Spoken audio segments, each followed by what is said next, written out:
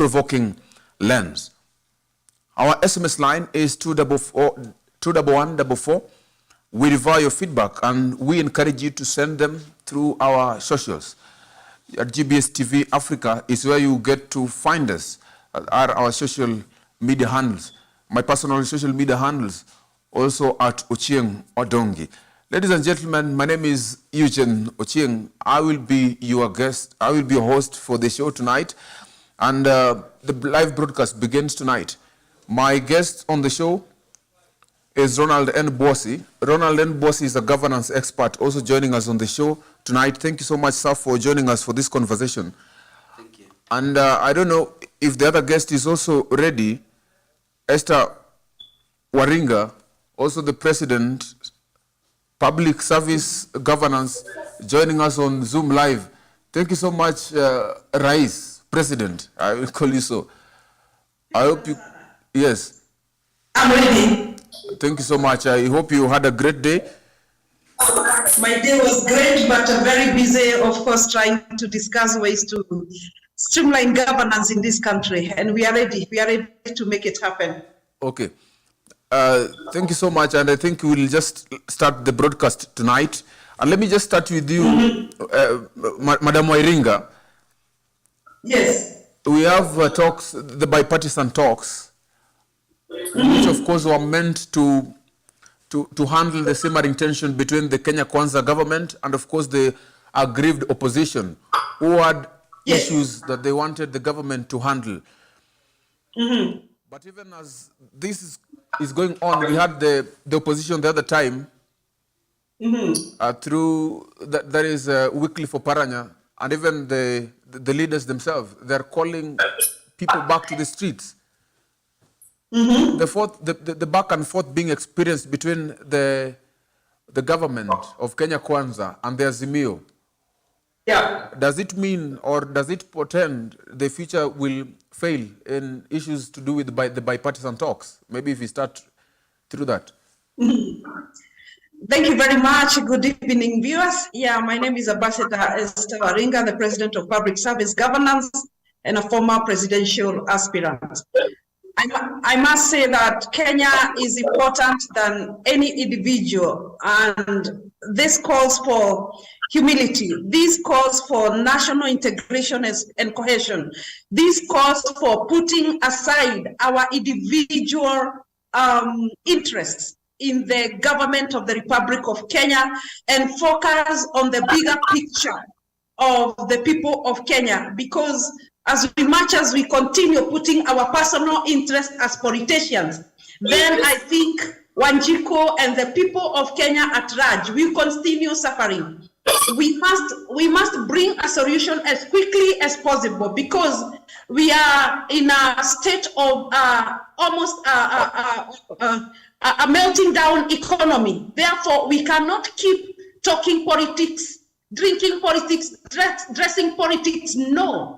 As a country, we must start focusing on development. Therefore, if the two leaders are able to humble themselves, calm down, reach out to each other as two brothers, and bring the country into peace, bring the country into national development focus, and I think that will be the best way to go. So that, my brother, we are able to resolve this as quickly as possible so that we focus on national development. Otherwise, if the bipartisan talks will not take effect soon, and we are going back now to the streets, it seems the whole of this year, our economy will be torn into parts, and our people will continue suffering.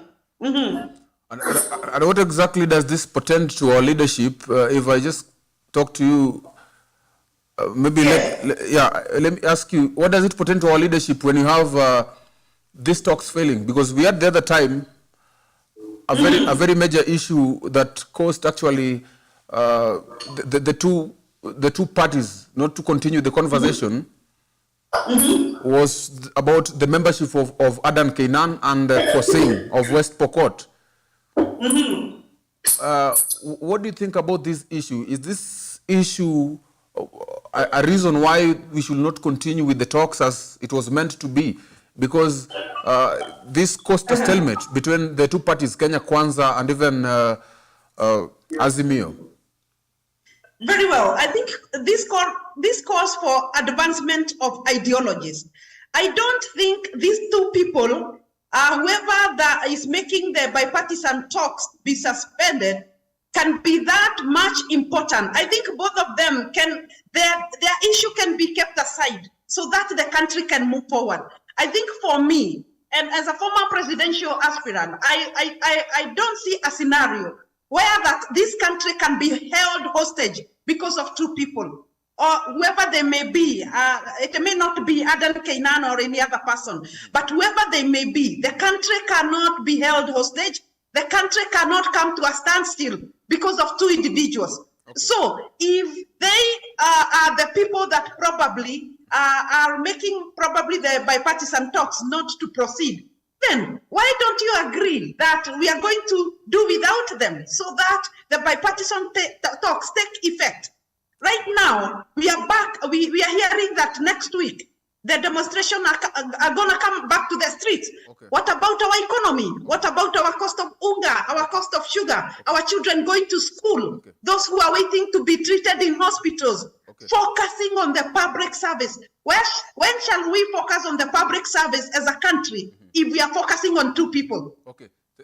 These are two people that we can be able to stay aside so that we create an avenue upon which the bipartisan talks can take effect. Otherwise, we cannot hold the country hostage because of two individuals. No. This is what we call politics now, and this is what now we are bringing into the bipartisan politics. Look at what we had there before, the National Accord and Reconciliation team. I think the team was focused. The team was beyond petty politics. And that is why they were able to deliver the National Accord Act 2007-2008. Okay, we are coming to that, Madam President. We are coming to that, Madam President, in a jiffy. But before that, let me just have a conversation with Ronald Nbosi, who also is a governance expert and is so good at issues to do with the economy as well. She has actually talked about the economy. When we talk about Mandamano or the demos and protests, then we understand that it affects our economy. And going by the allegations of the Deputy President and even Sakaja, that is the Nairobi governor, they talked about a low revenue income the other time when we had these demos. And maybe if I can just ask you, should these bipartisan talks fail, or going to Mandamano as well as even as the bipartisan talks continues, what does this portend to our economy generally from your lenses?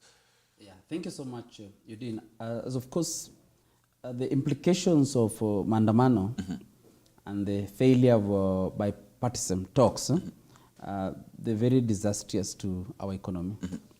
Because, economy depends on the environment in terms of a peaceful environment where people can trade. And of course, I was talking to one of our clients in hotel industry.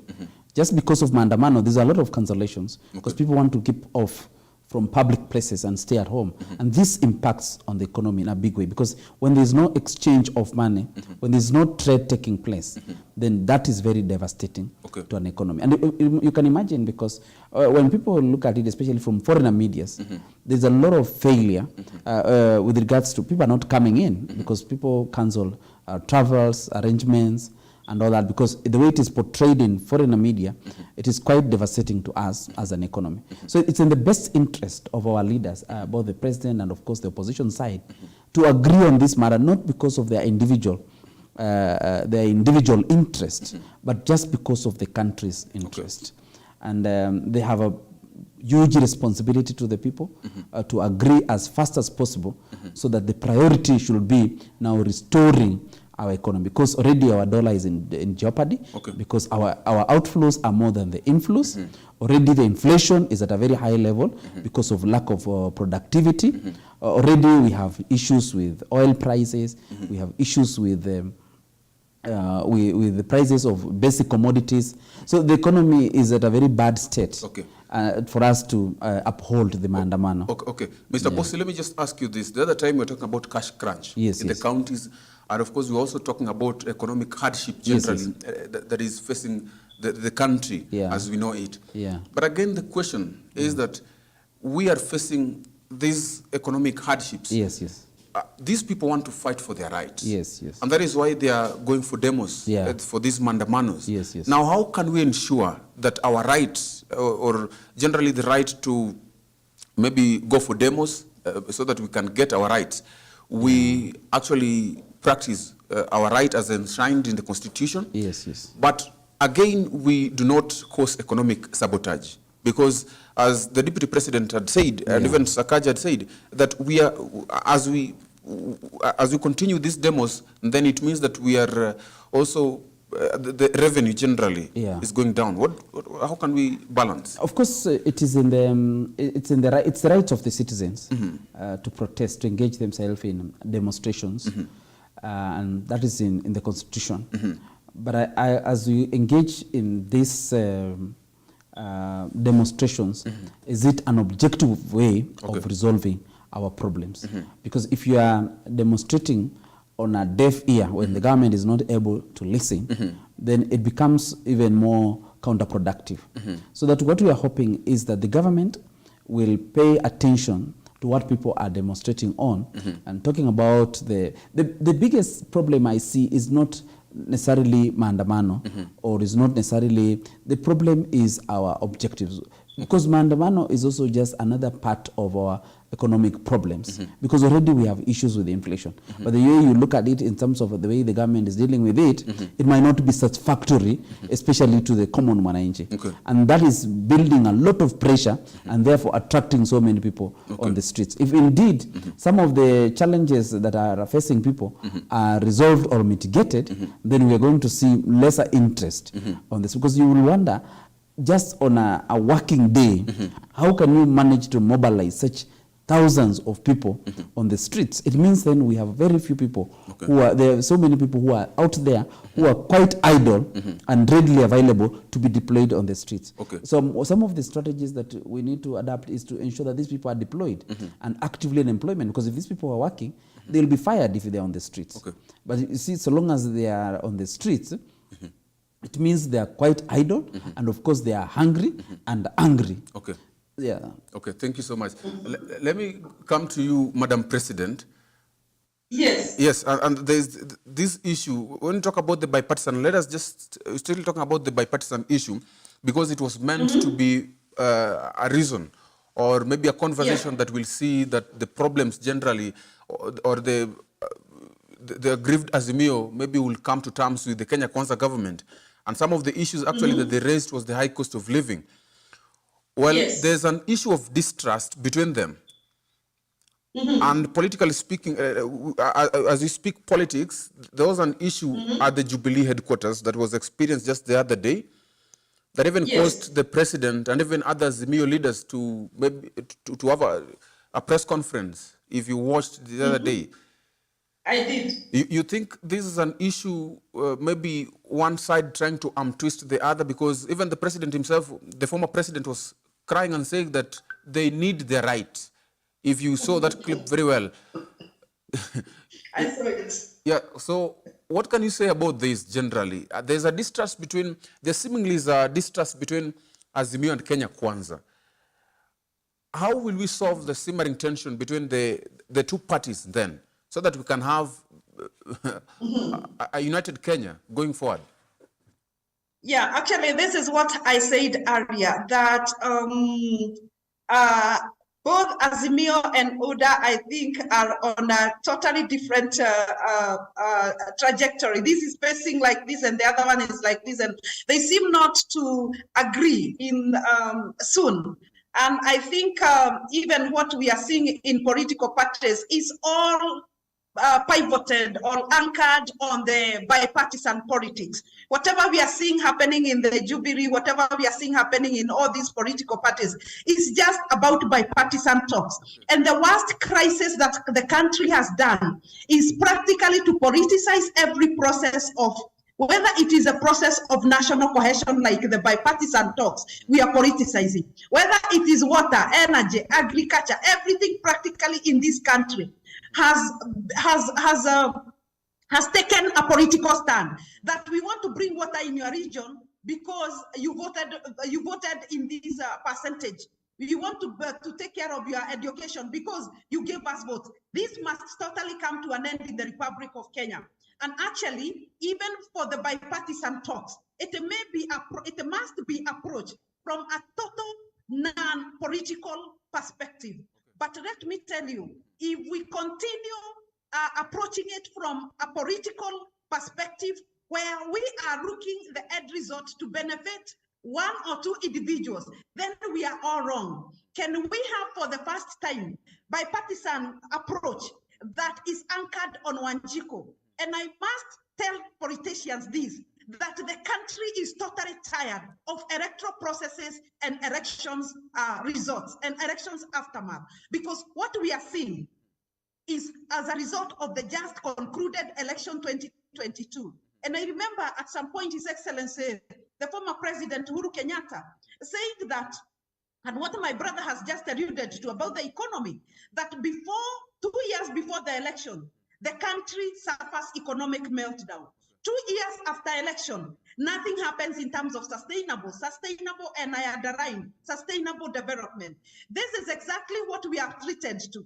Now, the way forward, can we for the first time put Kenya forward, put Wanjiko at the center of the bipartisan talks? When we have Wanjiko at the center of the bipartisan talks, bipartisan decisions, bipartisan strategies, and bipartisan focus, then we are going to have a Wanjiko-centered solution. But what we can see, it is an individual, political individual, maybe that's the best English or not, centered focus, that it's about who is who. I think I must say this with a little bit of a tough tone, that Kenyans don't care actually who is seated on the bench to do this bipartisan talks.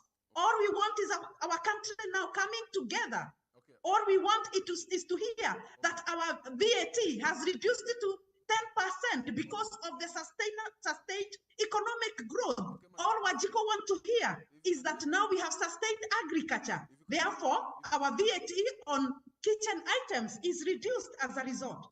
But when we continue saying how many people and who are their names and which political party do they come from and which village do they come from and did they vote in the government or did they vote as a meal? Come on. Let us rise beyond petty politics and remember the country's economy is waiting for us. The country's GDP is waiting for us.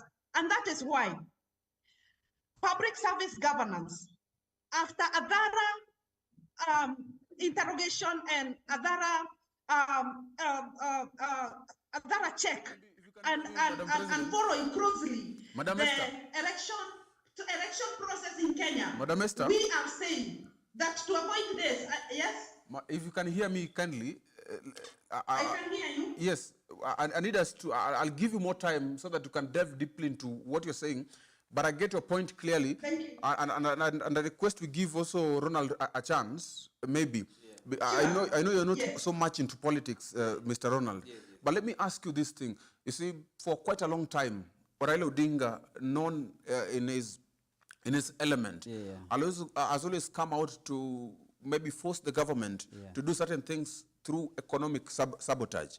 It was experienced in so many ways. Like in 1997, you talk about the Mandamanos and a lot of strife generally during that time.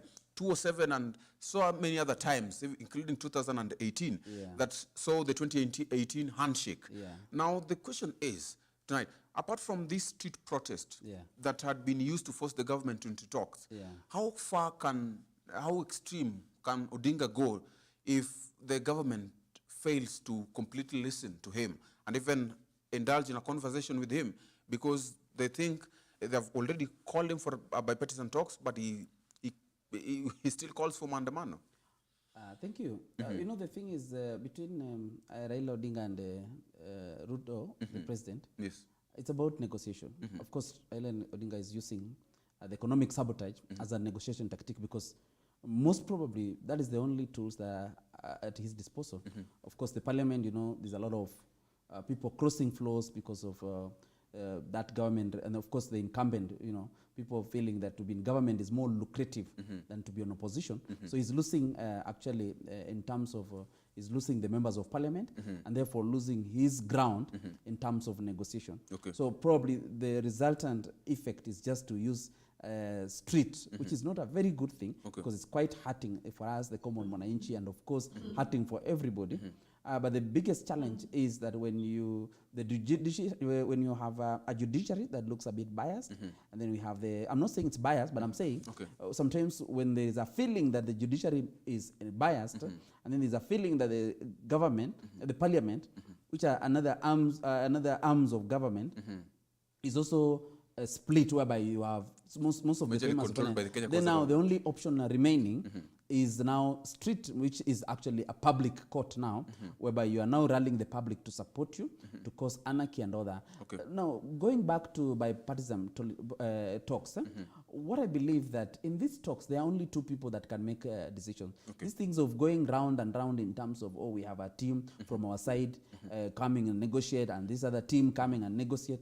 I think what is stopping the president and Raila coming and sitting on the table, even flanked by their team members, and to make decisions? Because I know, even as these people, the team members from different sides going on the table, none of them is going with their own mind. They're always like speaking to the president, probably a call. They have said this, then now the guys from Raila side speak. It's just going to take us rounds and rounds and rounds. And I liked it when the MPs had said, now we've taken it back to the two leaders to decide on where they want to agree. So I think that the two of them, if they really wanted to agree for the best interest of this country, they need to sit down, look at the issues that are affecting the country, and then say, this is how we're going to resolve it. Issues to do with the electoral commission in terms of fixing it, I don't think it's a big ask. The most important thing is, how do we ensure that there is a proper governance system within our electoral commission, so that in future it is sorted once and for all. And then the issues to do with the economy also can be looked at, evaluated, and decisions made. And of course, the issues to do with the elections, that is a big ask on the table. Again, we can look at how do we resolve it. Of course, the courts made a decision. They need to be looked at objectively. But what I think this government is struggling, and the opposition is getting a loophole in it, because, you know, as a leader, there are a number of stages that you have supposed to go in order to be an effective leader. One of it is a position. Being elected as a president is one thing. And it's not the only thing, because after that there is permission. People need to accept and agree that you are indeed a national leader. And the biggest challenge we have now is acceptance and agreement. And that is not even upon me to accept the president, or upon another person, or the guys from opposition to accept. It is his primary responsibility, the president, to ensure that he earns permission. And the opposition is actually getting loopholes, especially through public appointments, through economic ways, to deny the president that permission, that credibility. And it is now incumbent on him to work so hard to get that permission. And that permission will not be earned through rallies, because people are tired of politics, through speeches. It will be earned through actions. Through resource, the way my colleague has said, through resource allocation. You cannot keep on saying, now sidelining people who didn't vote for you, because you are actually denying yourself credibility. The president is not doing very well. So before you earn credibility, which is now permission, then now you can go to performance. So this government is not able to perform because it's stuck at credibility issue, which is in terms of permission, and especially the other voters who didn't vote for the government. They must feel and accept it is our government. And even though we didn't vote for it, we can feel there is a sense of inclusivity. So with regards to public talks, there need to be the president, and it is in his best interest to resolve this issue of Maandamano, because it's denying him credibility. And as long as you have not earned credibility, you can't perform. Because there will always be something that is tying you down, both emotionally and of course physically, through even in terms of people agreeing and supporting your particular agenda. Thank you so much, gentleman and lady. We are taking a very quick short break, but we'll be right back discussing more. Remember, we were talking about religion and politics tonight. And of course, we are going to delve, when we come back out, of course, we have something that is quite pinching. That is on Shakahola massacre. Well, we'll take a quick short break. To the Bonda before is our SMS line at Chieng Odongi at GBS TV Africa is where you get to have a conversation with us. We are taking a quick short break, but we'll be right back.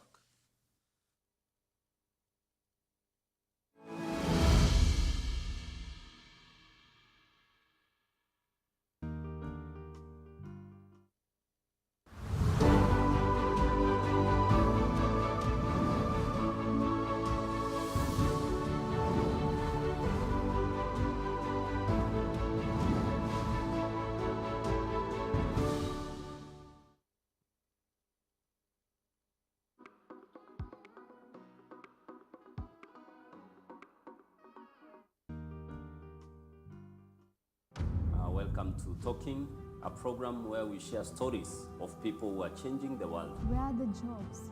Where do I get the next money from? And what it brings out is that it can be done. Most of us, or most of the entrepreneurs, one of the things that they have failed to know is to think that you're having a solution without really a well-defined problem. When you go to college, you go there alone. You fill the application forms alone, and at the end of the day, you either graduate alone or you don't graduate as a group. If there is a dream in you, go for it. Don't stop. When the opportunity comes your way, do it excellently. Behind every successful person, there is a mindset that propels them to live that successful life. And at Talking, we want to bring those people closer to you so that you can be able to listen to their stories of perseverance, their stories of overcoming limitations and also challenges, with the keywords of happiness and also challenge.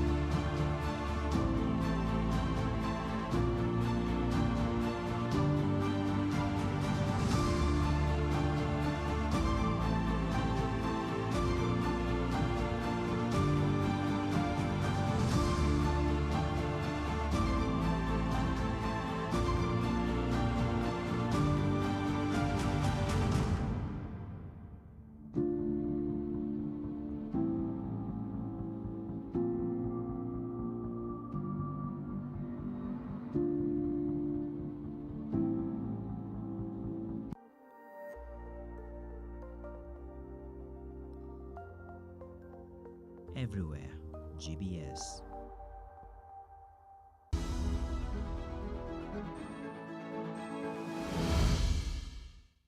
Thank you so much and welcome back to The Insight, and thank you for staying with this live broadcast on The Insight, where we get to delve deeply into issues that affect you one-on-one through the lenses of different stakeholders. I still have my guests. We have Ronald Boss and, of course, Madam President. Well, let me start, let us shift focus and delve into another discussion altogether on religion. Of course, that was part of our discussion tonight. And the major question being asked tonight is, why is it that the current revelations, and I'll start with you, Madam President, if you can listen to me. Why is it that there are current revelations and on the exhumed bodies, why were they never discovered even earlier? And someone will ask, why now? Why do we have this conversation now? How many people could have been culpable of this? Could it mean that some other people maybe could have died without us knowing, without this whistleblower? What is happening generally in our religion, from your understanding, where you are? Very well. And before I come to religion, Yes. I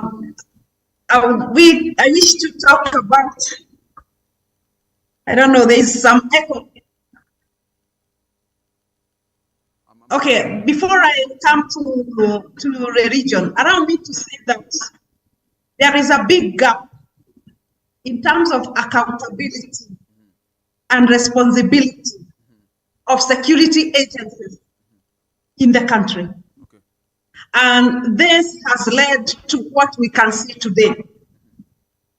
because it seems from the look of things, this has happened over time. And we have not been informed there before. Any intelligence information regarding to what we are seeing today. Therefore, I must say that there has been a lapse in terms of internal security of this country. And in this regard, we call upon our security agencies to up their interventions on taking care of our internal security as a country. And then coming now to the religious aspect of it, is that I think this is something that is thrilling the mind of everyone. How did it happen? Yes. Within the confines of the Republic of Kenya, and I think people have been taking advantage of what we say that we are 80% Christians. And I think even the Holy Book says that there are those who will come clothed in a skin of a sheep, but inside them, they are greedy like the wolves.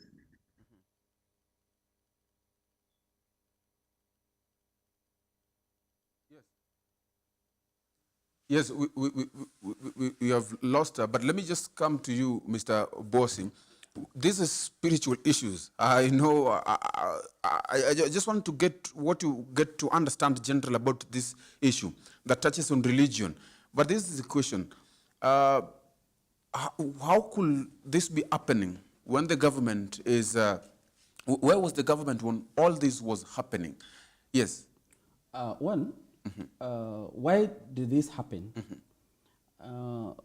There's someone who says that religion is the opium of the poor. And whatever we mean by religion is religious practices. Okay. And when you hear that this is the opium of the poor, then it means that where there is hopelessness, poverty, and then bad religion is rampant. Okay. Because it just shows the state of hopelessness in our country. Okay. Because when people become so hopeless, then they are victims of religious manipulations. So these religious manipulations have taken advantage of our hopelessness as a country. Okay. And that's why you see most of these bad religious practices are quite paramount in African continent. Because in Africa, that is where there is a lot of poverty and lack that leads people to be so desperate and vulnerable to religious malpractices. Okay. So as an Africa, you know, our leaders have let us down. Yes. Whereby people lack basic needs, people lack formal education, because the other thing that leads people to become vulnerable to religious malpractices is education. Because even if people are in church, these people don't have education to even read the Bible.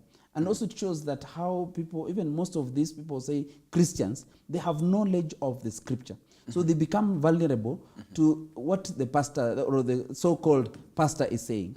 So you've come to a place whereby most people who are religious, they don't have the knowledge of what the Bible says. Okay. So they actually take what the pastor say by word, and they become actually victims of these pastors in terms of manipulation.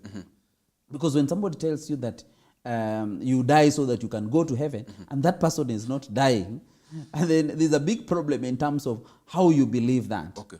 And then number 3, it shows that 3 things that are very disastrous to this country. Yes. One is religion, because people use religions even to do very weird things, to manipulate others. 2, politics.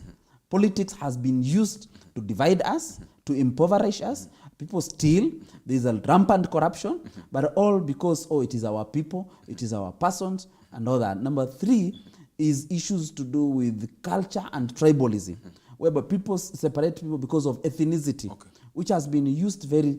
so bad religion is just as disastrous as bad politics. That just shows how, as a culture, people have become so careless and that people don't care about other people, and even the values even at a family level, because there is no education at family. Because you can imagine if this religious practice have gone on for a very long time without actually knowledge, what about the surrounding community? How can somebody go somewhere, disappears, and the family doesn't know? How are we close as family members? So those are some of the challenges that are being exposed through this religious predatory. Okay. Yeah. When you talk about the religion generally, Yeah. it is a right that is actually enshrined in the Constitution. There is a right to worship. Yes. But when we look at all these issues that are happening, Yeah. Quite termed as cultic, Yeah. does the Constitution have maybe limits to the extent in which maybe people can have religious practices? Of course, the Constitution has not limited, but there's a way the Constitution can actually guide, so even our laws can be amended to ensure that there are checks and balances to religious extremism. One is issues to do with vetting of those who practice religion. Like for me, I'm an accountant. I'm a member of Institute of Certified Public Accountant. So it means that whatever I do, I'm under regular. So one of them is regulating, vetting. Number two, regulating, ensuring that those who are practicing religious, they are actually subscribing to a particular body that reviews their performance and their efficacy and continues to do what? To renew their licenses. And then number three is education. It's to make sure that those who practice religion are also very well educated, so that they are not just depending on their own common sense. But again, education cannot be the first one. The first one should be constitutional, legal amendments, and then number two, regulatory, through ensuring that those who practice religion are subscribing to a certain body that oversees their practices, vets them, and ensure that whatever they are doing, there is accordance. So you can have like that, evangelical, they are all under Evangelical Alliance of Kenya. You can have these other churches subscribing to another body. You have NCCK. How can those institutions organize themselves so that they foresee the activities of their members and continually monitors and ensure that they subscribe to what the various doctrines teaches about. Yeah. And I don't know whether you can hear me, Madam Mwaringe. Yes. Okay. Yes, I can hear you. We had actually lost you, but let me ask you generally, from your understanding, how can even the public itself maybe help in limiting these religious practices that are quite termed as cult, so that it does not affect the public and ensnare us, just as what we are experiencing currently in the country? I will give it in two perspectives. Number one is that as the people of Kenya must be able to start exercising the power of self-governance, the power of self-control, the power of self-discipline, that, and also coming to self-realization. How can someone tell you to fast until death, that death will lead you to God? Come to think of it in a normal way of thinking. Yes. That calls for self-governance and self-discipline. That myself as Jorogi, as Wanjiku, as who, I cannot go beyond this in terms of what I believe and the discipline that I have called. Number two, we call upon the religious fraternity. Yes. Do we have some parameters that govern this? Or anyone can just wake up in the morning and they are just constructing a church and they are mobilizing everyone in the country to come and be the members of that church. So the question is, what will govern the establishment of this church institution? Is it a calling from God? Or is it greed? Or is it maniocratic way is a way of looking for money? Or what is really governing this? Okay. This is the part now where our constitution comes in. That we must be able to put the necessary context control measures.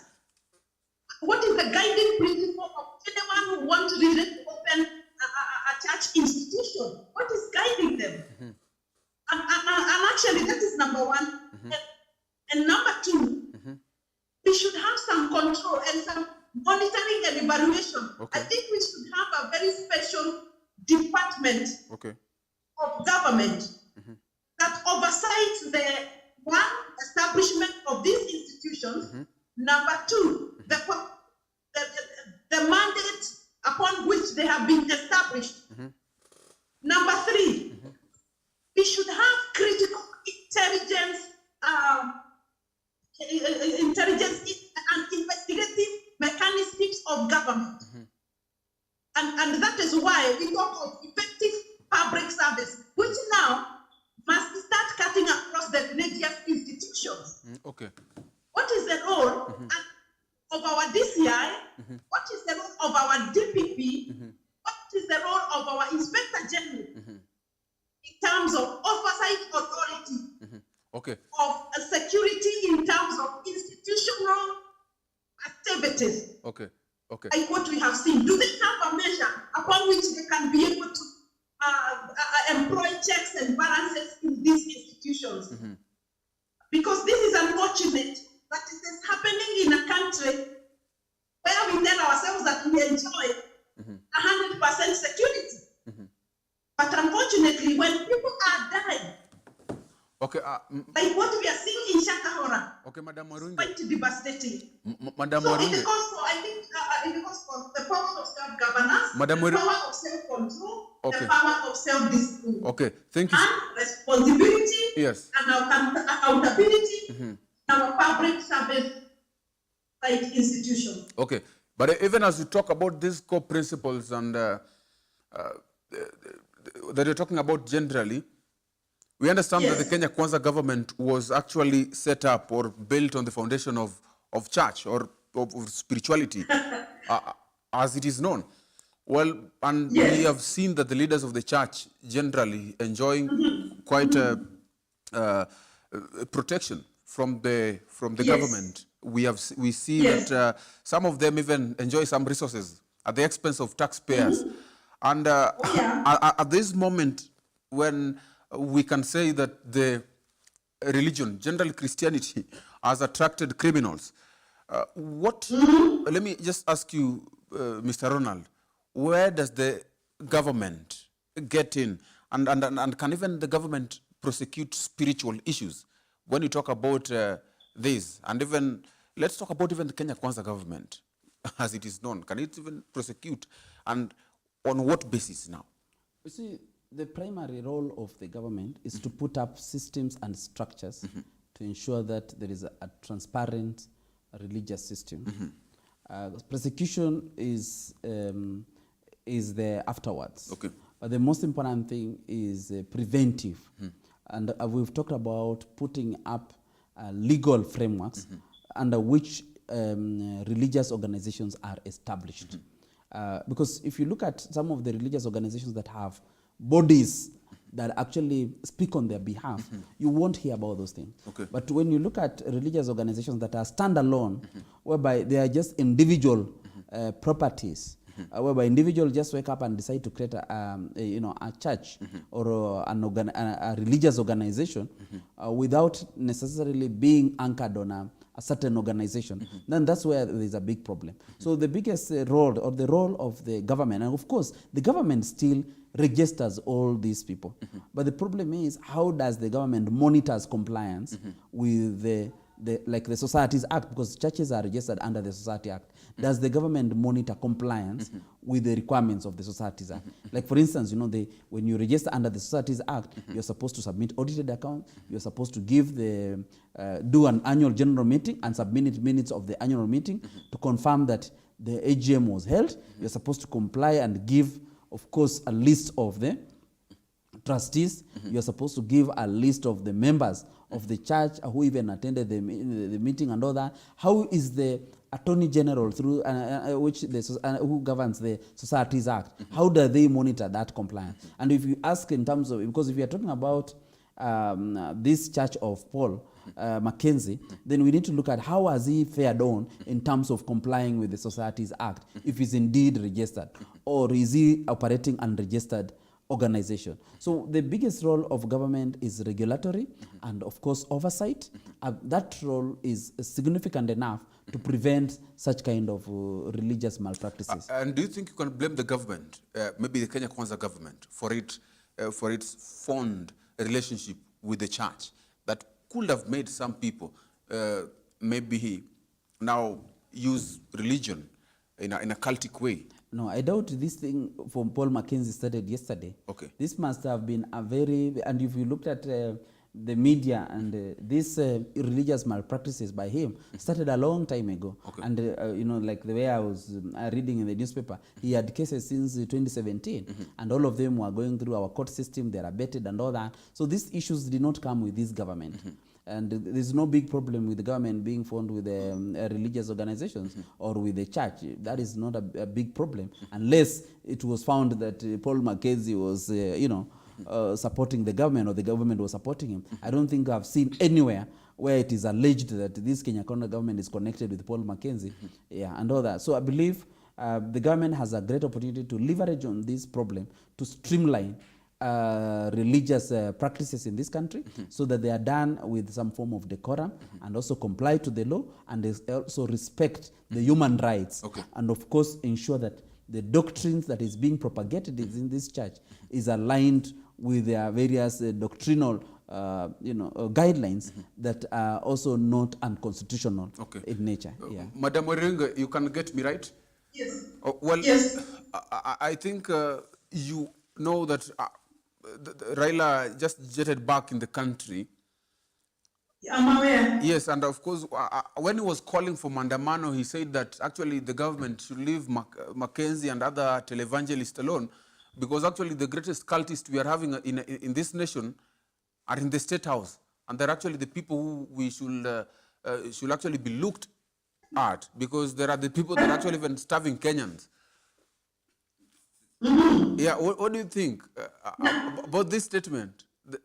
The biggest cult. This is actually. He says the biggest. This is actually what I say. He says the biggest cults are in State House, and the people who will, because they're starving Kenyans. What do you make of this statement? Yeah, it is quite an unfortunate statement. I say that because after losing more than 100 lives, we need to employ sobriety, integrity, objectivity in addressing the Mackenzie issue. We cannot laugh it off. We cannot politicize it at all. Our people have died. More than 100 have lost their lives. We cannot even try to politicize it in any way.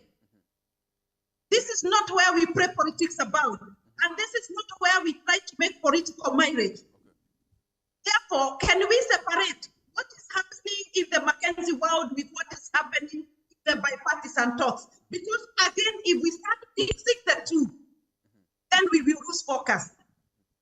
Because His Excellency the President and his government, I think I listened to him and he said that this is a terrorist. I don't think he'll be one person who can have terrorism at State House. He is ready to address this with the necessary force and the necessary legal systems and structures of government to ensure that the Mackenzie issue is brought to the limelight and exactly know what has been happening. But if we start playing political games with this particular issue, let me tell you, we are going to have another Mackenzie, and Mackenzie 2, and Mackenzie 3, Mackenzie 4, Mackenzie 100, and nothing will be done about it. Let me tell you, my brother, after we have analyzed the systems of government in Kenya, we have decided, can we for now stop, evaluate the systems of government? We take a breather and ask ourselves, are we benefiting from this divisive, destructive politics backed by elections? And we have already initialized around the Kenya Bila Uchaguzi initiative. Okay, thank you So that we completely do away with these destructive elections that have destroyed our country. Okay. They have destroyed our integrity, destroyed our economy, destroyed our social fabric as a country. And that is why, because of politics and elections, that even Mackenzie issue is being politicized and people are taking political sides in relation to Mackenzie's issue. Okay. This must not happen. So the way forward for the country to sober up, Thank you. not in bipartisan issues, religious issues, economic issues, and social issues, is to do away with general elections in the Republic of Kenya and employ vetting and appointment of leaders from the commander-in-chief, the ward level. Okay, thank you so much. And this is coming very soon in the Republic of Kenya. And of course, employing the power of self-control, self-governance, self-discipline in the Republic of Kenya. Okay, that was... Together we can. Okay, Waruinga, thank you so much. You speak heartily, and I'm so grateful for that. Ronald Bossi, let's just talk about exactly what she was talking about. You had the former Prime Minister's, what he said, him trying to maybe compare the terrorist or the cultic Paul Mackenzie to even those who are in the State House. What do you make of this statement? You see, Honorable Raila Odinga, he's not the president. So whatever I say, what is the big deal with it? Okay. The government should do its business to streamline religious practices. That does not stop the government from doing their business, because we have a president who is in the State House. He needs to take up his role and streamline religious. It doesn't matter, because of course, what do you expect from the leader of opposition? You expect him also for him to be political. Of course, what I meant to say is that he was also playing politics in terms of pushing the government to what they are going for Mandamano, using that opportunity to do that. And that's how politics. The problem is mixing politics with the religion, with the mixing politics with the action plans that are supposed to be done. When you're supposed to act, of course, Raila says on the streets, yes, Paul Mackenzie, it should not be done. That is not his. It is not even in his responsibility, in his powers to prosecute or to take action against the Paul Mackenzie. It is the responsibility of the government. So it is just like me and you saying you should, even the people who support Paul Mackenzie, the people in his church, still they're saying don't do anything. So are we going to stop and say, hey, this one has said don't do anything? That one, it is incumbent on the government to take leadership and ensure that the court system functions. These people are prosecuted because these are criminal matter. It's supposed to be picked up by the state, and then 2, institute various regulatory framework to avoid such occurrences in the future, regardless of whether it is Raila, or it's Kalonzo, or it is me, or it's you, or somebody else talking about it. It is really nothing to influence the decision making of the government and the judiciary system and, of course, the parliament in terms of passing laws that can actually stop such kind of reoccurrences. Mr. Bossi, to this end, we are so much grateful. We have come to the end of this. But before you close, yes, I'm an economics thing. One of the things I see, especially with regards to this government and communicating, and I realize that there's a big challenge in terms of how they are addressing the economic issues. And I said that there are some things that it's a low-hanging fruit. Like, for instance, let me tell you, one of the low-hanging fruits that this government of Kenya Kwanza is not exploiting to resolve the issues of economic challenges is the tourism. Because as tourism, when you bring in more tourists, in this country, then you are going to bring in more forex exchange, and that is going to help to correct our forex adjustment. So the government, I've not seen them talking about having very proactive strategies in order to revive our tourism sector, to try to address our forex imbalances that we have with this country. The other second option is agriculture. When every problem that I see that is happening with the gas, food shortages and everything, every time I've listened to government officials, they're talking about importing to resolve the solution. And that is going to put us in a very big economic imbalances with other countries. We need to exploit our agricultural sector. There's a lot of flowers, horticulture. Now there's a lot of rains. There are products that can be produced within a very short time. Can government look for local solutions in order to correct our economic imbalances and to spur development? And number three is also the government. Yes, I've seen the government talking about bottom-up approach and all that, but trying to ensure that the corporate sector in Kenya, manufacturing, real estate, retail, is sound and very viable. And doing that is through issues to do with the power cost, issues to do with the taxation, making sure that the tax system is friendly to investors in manufacturing and all that. Those three key things are very vital for this government to address. But so long as they are preoccupied by Batsem talks, by issues to do with the Paul Mackenzie, and they are preoccupied with the Mandamano, and they don't have a strategic direction, then we are going to be in a big problem. Thank you so as much, a country. Mr. Bosi. We've come to the end of this conversation, and Madam President, allow me not to give you a chance. But I'm grateful that we have made it to this discussion, to this point. And thank you so much, Madam President. We, of course, will have this conversation some other time. And thank you so much, Mr. Ronald Bosi. My director tells me that time has cut it short. And of course, we are eating into someone else's time. Thank you so much, our viewers, for, of course, getting to join us on this live broadcast as we delve deeply into conversations. We do this every week, as we tend to do this so that you can get and understand the issues that, of course, affect you through the lenses of different experts. And today we had Ronald Bosi and, of course, Waringe Esther. Thank you so much. On behalf of everyone who has made this a success, I want to wish you a very good night. My name is Eugene Ochieng. Till next time.